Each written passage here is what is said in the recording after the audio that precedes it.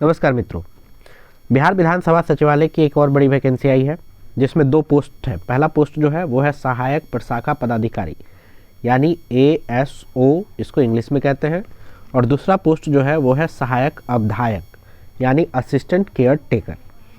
जो advertisement number है वो है 01/2024। इसकी नोटिफिकेशन जो है आप डाउनलोड कर सकते हैं इसके ऑफिशियल वेबसाइट पे www.vidhanSabha.vih.nic.in पे। रजिस्ट्रेशन आपका शुरू हो जाएगा 29 जनवरी 2024 से 11 बजे से स्टार्ट हो जाएगा आपका 29 जनवरी 2024 से रजिस्ट्रेशन। और ऑनलाइन आवेदन करने की अंतिम तिथि जो है वो 15 फरवरी 2024 रखी गई है। परीक्षा शुल्क भुगतान करने की अंतिम तिथि 17 फरवरी 2024 रखी गई है। तो जैसे ही फॉर्म भराना शुरू होता है आप जल्दी फॉर्म भर लेंगे, क्योंकि बाद में वेबसाइट बिजी भी हो जाता है। तो देखते हैं बाकी और क्या क्या है, इसमें और जानकारी दी गई है। तो इसमें बताया गया है कि सहायक प्रशाखा पदाधिकारी जो है ये लेवल 7 का जॉब है, और सैलरी आप देख ही रहे हैं कि 50,000 प्लस है। सहायक अवधायक यानी असिस्टेंट केयर टेकर जो है ये लेवल 4 का जॉब है, और इसमें 25,000 प्लस सैलरी है। सैलरी अच्छा खासा है, दोनों में से कोई भी जॉब हो जाए तो अच्छा है। आगे आप देखिए, उपयुक्त विज्ञापन के अंतर्गत ऑनलाइन आवेदन भरने के संबंधित आवश्यक निर्देश विज्ञापन के साथ संलग्न होंगे।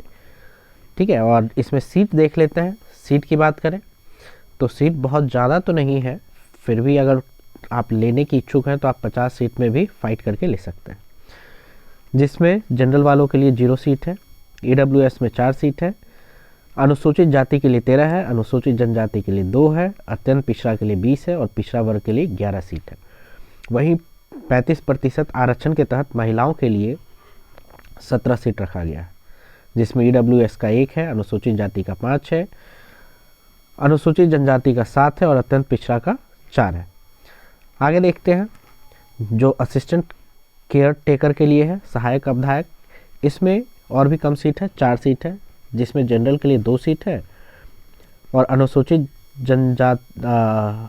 जनजाति के लिए 0 सीट है और अत्यंत पिछड़ा के लिए 1 और पिछड़ा वर्ग यानी OBC के लिए 1 सीट है। 35% आरक्षण के तहत महिलाओं को इसमें कोई भी जगह नहीं है, 0 सीट मिला है। शैक्षणिक योग्यता की बात करें तो ऑनलाइन आवेदन भरने की अंतिम तिथि तक अभ्यर्थी को राज्य सरकार, केंद्र सरकार द्वारा मान्यता प्राप्त विश्वविद्यालय से स्नातक या समकक्ष की उपाधि मिल जानी चाहिए। तो जो भी ग्रेजुएट हैं वो सारे के सारे एलिजिबल हैं। वांछित शैक्षणिक योग्यता रखने वाले आवेदक एक से अधिक पदों के लिए अभ्यर्थी हो सकते हैं। आप चाहें तो दोनों पदों के लिए फॉर्म भर सकते हैं। इसके लिए उन्हें पदावार अलग अलग ऑनलाइन आवेदन देने की आवश्यकता नहीं है। आप अलग अलग फॉर्म नहीं भरेंगे दोनों के लिए, सिर्फ सिंगल फॉर्म होगा दोनों पोस्ट के लिए। ऑनलाइन आवेदन भरने के क्रम में रजिस्ट्रेशन फॉर्म भरते समय शैक्षणिक योग्यता के आधार पर दर्शाए गए संबंधित पदों के बगल में जो बॉक्स बना होगा उसमें बस टिक करना है। अगर शैक्षणिक योग्यता में आप एलिजिबल हैं तो आप उसमें बस टिक कर दें, अलग से दोनों पोस्ट के लिए फॉर्म भरने की ज़रूरत नहीं। एक से अधिक पदों पर आवेदन करने के लिए एक ही शुल्क दे होगा। ठीक है, शुल्क भी एक ही लगेगा, और ये सही है क्योंकि सीट बहुत कम है और दोनों के लिए अलग अलग भर पाना बच्चों के लिए बहुत ही मुश्किल का काम हो जाता है। आरक्षण की बात करें तो आरक्षण बिहार राज्य के जो भी निवासी हैं उन्हीं को आरक्षण मिलेगा, बाहर वालों को आरक्षण नहीं मिलेगा। तो जो भी जिस कैटेगरी में आते हैं उसके हिसाब से अपना जाति प्रमाण पत्र, अस्थायी निवास, क्रीमी लेयर रहित है, SC SC ST और OBC से हैं तो उसका सर्टिफिकेट आपको बनवा लेना है। और भूतपूर्व स्वतंत्रता सेनानी के नाती नतनी पोती पोता इन सबको भी आरक्षण मिलेगा। और आगे देखते हैं, उम्र सीमा की बात करें तो उम्र सीमा जो है वो 1/8/2023 यानी 1 अगस्त 2023 तक न्यूनतम उम्र सीमा जो है वो 21 वर्ष होनी चाहिए। कम से कम 21 वर्ष होगा तभी आप फॉर्म भर सकते हैं। और अधिकतम उम्र सीमा की बात करें तो जो जनरल में आते हैं उनके लिए 37 वर्ष है, और जो किसी कैटेगरी में आते हैं जैसे सामान्य अनारक्षित महिला, जो महिला है उनके लिए 40 वर्ष है, जनरल के लिए भी पिछड़ा वर्ग और अत्यंत पिछड़ा वर्ग, इनका भी 40 वर्ष उम्र है अधिकतम। अनुसूचित जाति और जनजाति की बात करें तो पुरुष महिला दोनों के लिए 42 वर्ष रखा गया है। आगे देखते हैं परीक्षा की पद्धति। तो परीक्षा जो है वो आपका ऑफलाइन मोड में होगा, OMR सीट पे होगा, और इसमें आपको 2 चरण पास करना होगा। पहला जो है आपके लिए PT होगा और उसके बाद आपका मेंस होगा। अगर PT की बात की जाए तो PT जो है वो आपका 2 घंटे का होगा, जिसमें कुल 100 प्रश्न होंगे और 400 अंकों का होगा। एक क्वेश्चन जो है वो 4 नंबर का होगा। यदि आप गलती करते हैं तो आपका 1 अंक काट लिया जाएगा, 1 नंबर काट लिया जाएगा। और सिलेबस की बात किया जाए तो सिलेबस में आपका सामान्य अध्ययन जो है इससे 40 प्रश्न होंगे। सामान्य विज्ञान और गणित की बात करें तो इससे 30 प्रश्न, मैथ साइंस से आपका 30 प्रश्न होगा, GK GS से 40 होगा, और मानसिक क्षमता एवं तार्किक विचार रीजनिंग से आपके 30 क्वेश्चन होंगे। तो बहुत अच्छा फॉर्मेट बनाया गया है। जिनका मैथ रीजनिंग स्ट्रांग होगा वो बहुत आसानी से इस जॉब को हासिल कर सकते हैं। और यदि इस पोस्ट के लिए बहुत ज़्यादा फॉर्म भरा जाता है तो जो PT एग्ज़ाम है वो एक से अधिक चरण में भी हो सकता है।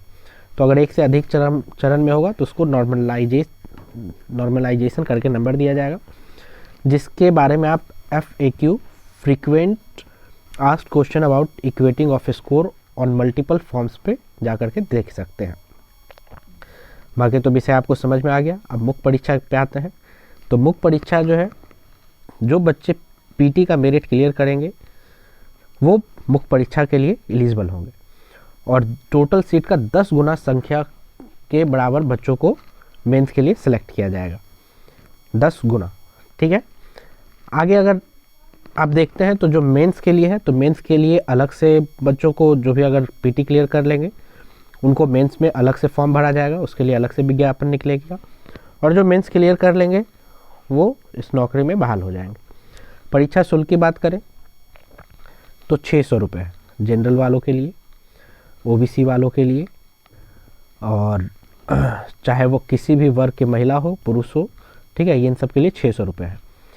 और जो बाहर से है, जो बिहार के बाहर से, उनको भी 600 रुपये लगेगा। और जो भी बिहार के मूल निवासी में अनुसूचित जाति, अनुसूचित जनजाति या 40% या उससे अधिक दिव्यांग अभ्यर्थी या राज्य के मूल निवासी सभी वर्ग कोटि की महिला अभ्यर्थी के लिए ऑनलाइन आवेदन जो है वो 150 होगा। तो महिलाओं के लिए 150 रुपये है फॉर्म भरने के लिए, और बिहार से बाहर जो भी पुरुष हो या महिला हो उसको 600 रुपये लगेगा।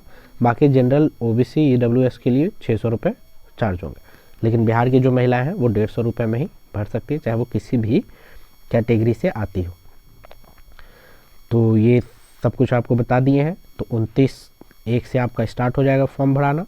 तो आप फॉर्म भरेंगे और लास्ट डेट का इंतज़ार नहीं करेंगे। आपको अभी से ही इस पोस्ट के लिए बहुत बहुत शुभकामना। Thank you.